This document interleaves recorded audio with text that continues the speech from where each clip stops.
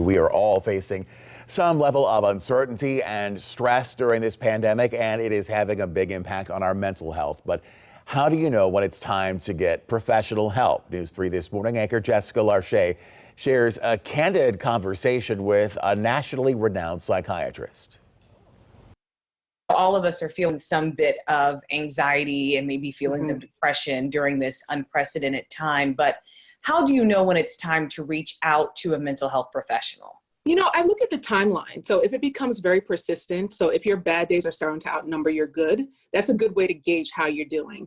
And I also look at if it's starting to affect other things. So if it's affecting your relationships or it's affecting the way you're doing your work, like you're not as productive now, those are the things that we pay attention to. So there's a timeline and how it affects your daily functioning. Right now, in the middle of this pandemic, how do you go about reaching out to find a mental health professional? Because it can be daunting and really nerve-wracking for someone who's never seen a therapist. So how do we do it right now? Right. So a lot of people think because of what's going on that it's harder to get into a therapist. It's actually easier now because we have more options. There's more people you can see, and the issue of distance is no longer an issue. So you can do everything virtually. Since about over a month now, I've been just doing virtual sessions. And I always say there's nothing wrong with looking for a therapist that you think would be a great fit for you. So if you prefer a female, if you prefer somebody who works in a specific, kind of has specific expertise, all of that is okay. And there's lots of kind of sites that you can go to. I know Psychology Today is a great one where you just type in what you want and you can even put in your insurance and it can tell you who's listed in your state. So same way you go and you look at it because all of us are doing it virtually now. We've talked about my experience with anxiety. I'm certainly keeping up with my therapy sessions right now, but you found that your clients, your patients who've experienced anxiety are doing okay right now.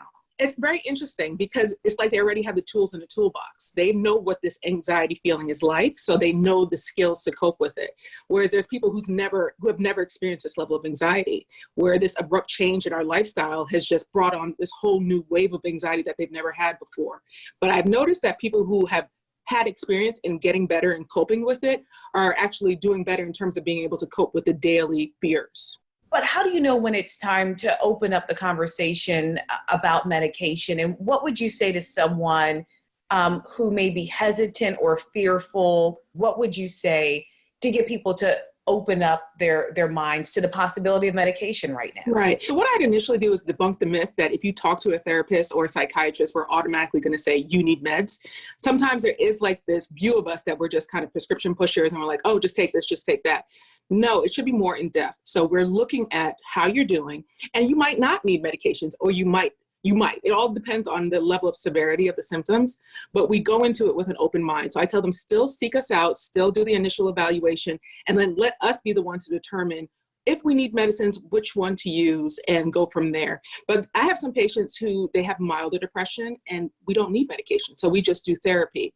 So it's always tailored to the patient. You're not automatically going to get on medication unless you need it. People feel guilty for feeling okay right now, or feel like they're treading water. What would you say? We're in survival mode, so don't feel bad if you are feeling good. That is a good thing. You're having a good day. Don't feel guilty about it. I have a lot of patients who say, I'm feeling guilty because I'm healthy or I'm grieving something that I couldn't do anymore. Like if you had trips planned, that people are kind of going through a little bit of grief because it was such an abrupt change in terms of having to cancel all those things, and also not knowing when we can reschedule them too also brings up some anxiety. So it's not like we're able to have things to look forward to. But I just say, what, if you have good days, don't feel bad about your good days. And if you need somebody, always err on the side of caution in terms of reach out. It never hurt to just reach out. Of course, I'm biased, but it never hurt to just reach out. And I just think there's so many benefits for therapy. There's no harm in getting an evaluation.